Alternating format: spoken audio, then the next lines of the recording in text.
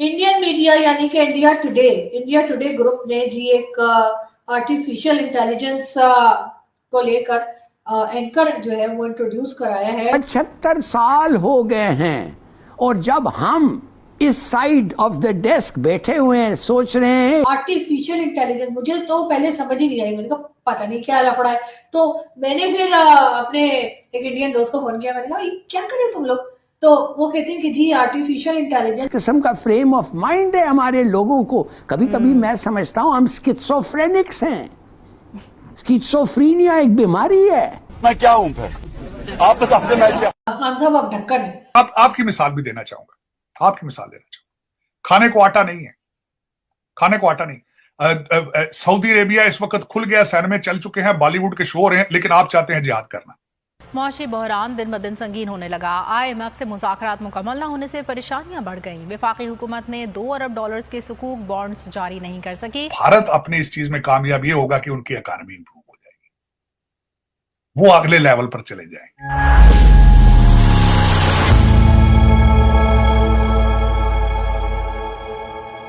जय हिंद दोस्तों, India today group ने भारत की सबसे पहली artificial intelligence AI news anchor को लॉन्च किया है। इंडिया टुडे कॉन्क्लेव के 20वीं संस्करण में AI एंकर सना लॉन्च हुई। इसे लॉन्च करते हुए इंडिया टुडे ग्रुप की वाइस चेयरपर्सन कालीपुरी ने कहा कि आज इस यादगार मौके पर मैं आपको एक नए भविष्य से रूबरू कराने जा रही हूँ। ये हमारी पहली AI एंकर है जो बहुत होनहार, दिलकश, इंटेलिजेंस, कभी ना थकने वाली और कई भाषाएं बोलने वाली एंकर है। उन्होंने कहा कि मैंने इस AI तकनीक से जो एक चीज सीखी हूँ वो है इंसानों और AI के बीच कोई प्रतियोगिता नहीं है, कम से कम अभी तक तो नहीं, लेकिन इंसान और AI का एक गठजोड़ यकीनन एक जादू करेगा। भविष्य सुनहरा है। इस कॉन्क्लेव के दौरान AI एंकर सना ने प्रधानमंत्री नरेंद्र मोदी से मुलाकात की। भारत की पहली AI एंकर को देख पाकिस्तान सदमे में है।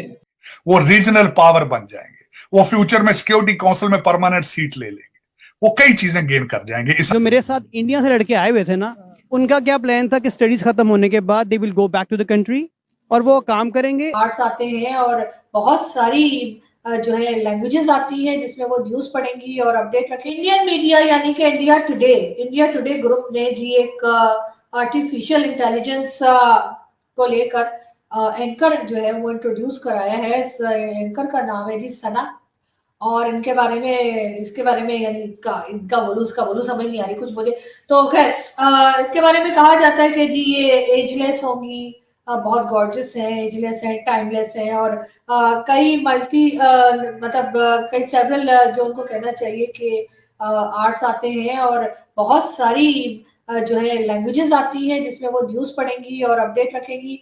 और मजे की बात ये कि अगर इस किस्म की यानी आर्टिफिशियल इंटेलिजेंस, मुझे तो पहले समझ ही नहीं आई। मैंने कहा पता नहीं क्या लफड़ा है।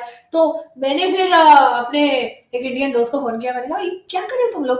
तो वो कहते हैं कि जी आर्टिफिशियल इंटेलिजेंस यानी कि रोबोट, ठीक है, ये एक रोबोट होगा और ये पूरा कंट्रोल में होंगी। तो जाहिर है कि जब रोबोट है तो फिर ना तो उनके मतलब ब्यूटी को कुछ होना है, ना उनके फिगर को कुछ होना है, उन्होंने पकौड़े खाने नहीं है, और ना ही कोई और प्रॉब्लम होनी है। और साथ साथ बहुत सारी लैंग्वेजेस भी आती होंगी, जाहिर जो फीड कर दी गई होंगी, उन लैंग्वेजेस में आपको जो है वो अपडेट भी मिला करेगी। और इससे पहले इस तरह के आर्टिफिशियल इंटेलिजेंस वाली एंकर जो है वो जी चाइना ने इंट्रोड्यूस कराया था। और अब हमने सुना है, यानी जो न्यूज आई है वो ये है कि जी इंडिया टुडे और आज तक जो चैनल है वहां पर ये इंट्रोड्यूस कराया जा रहा है। वैसे तो चले अच्छी बात है, अच्छा किया है, लेकिन इससे एक बात का जरूर एहसास होता है, वो ये कि जो असल में इंसान है, जो हमारे जैसे ना मतलब हम लोग जो जिंदा सलामत इंसान है, लोगों की कमी होती जा रही है। यानी उनकी कहना चाहिए उनको जॉब्स की कमी हो जाएगी। जो असल में इंसान है उनकी जरूरत कम पड़ा करेगी अगर इसी तरह से हर कोई जो है वो रोबोट्स या मशीन या आर्टिफिशियल इंटेलिजेंस का करके एंकर और हर काम के लिए रख लेंगे। तो फिर जो असल इंसान है जो हम हमारे जैसे होते हैं ना, जैसे हमसे गलतियां भी होती हैं, हमसे लाइव शोज में भी गलतियां होती हैं जो कि हर इंसान से हो जाती हैं। हम तो हर रिकॉर्डिंग में भी मोंगियां मार लेते हैं, अल्हम्दुलिल्लाह। लेकिन बात सारी ये है कि जो असल इंसान है तो उनके लिए क्या होगा अगर यही सब रिप्लेस करते चले गए, तो फिर इंसानों के लिए जरूरत कम हो जाएगी, इंसानों को जॉब से निकाल दिया जाएगा, तो फिर क्या होगा? ये जो खाला जी, बुआ जी, ये जो आ जाएंगी, नाम इनका जी सना रखा गया है। तो खैर वैसे तो अच्छा है, इस किस्म के एक्सपेरिमेंट्स होने चाहिए, लेकिन थोड़ा सा एहतियात से, इसलिए कि जो चीज इंसान कर सकता है बहरहाल आर्टिफिशियल इंटेलिजेंस या मशीन नहीं कर सकती।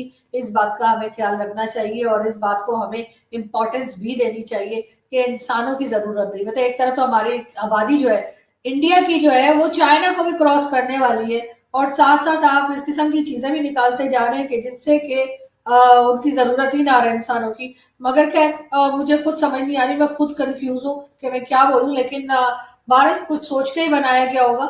मगर खैर मुझे तो यही लगा कि अगर इस तरह की चीजें आनी शुरू हो गई मार्केट में, जाहिर है मार्केट में मिला करेंगी ना, तो फिर तो जो असल इंसान है उनकी अहमियत कम हो जाएगी, जो कि नहीं होनी चाहिए।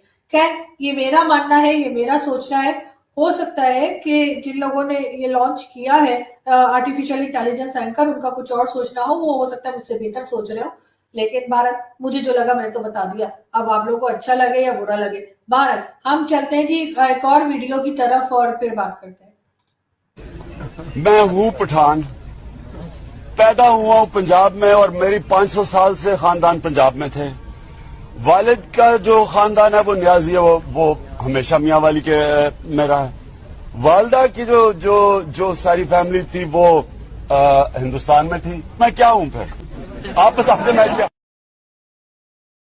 जी खान साहब आप ढक्कन है, मतलब मुझे तो फिर यही समझ आ रहा है, इसके अलावा कुछ नहीं। इंडिया ने अपनी हिस्ट्री का लार्जेस्ट रॉकेट लॉन्च किया है, स्पेस रॉकेट, जो कि 36 सैटेलाइट्स कैरी करता है, और इसके अलावा उन्होंने रशिया का रिकॉर्ड भी तोड़ा है। पाकिस्तानी पब्लिक से बात करेंगे कि हम भी तो स्पार्को के नाम से एक स्पेस एजेंसी रखते हैं, हमें भी बहुत कहा जाता है कि पाकिस्तान में टैलेंट बहुत है, जज्बा बहुत है। क्या हमें दूसरी चीजों में जो कंपटीशन का बताया जाता है, स्पोर्ट्स में कंपटीशन का, बॉर्डर में, डिफेंस में बताया जाता है, टेक्नोलॉजी, एजुकेशन और हेल्थ के हवाले से हम कितना पीछे हैं, कैसे ग्रो कर सकते हैं, क्या सीख सकते हैं इंडिया से? इंग्लैंड में आपने बताया बहुत से लोग ऐसे हैं जो आईटी से बिलोंग करते हैं, बड़ी बड़ी पोस्ट पे हैं, और वो इंडिया से है। मोस्टली हमारे यहाँ से जो यूथ जाती है वो वहां पे जाके क्या करती है ज्यादातर?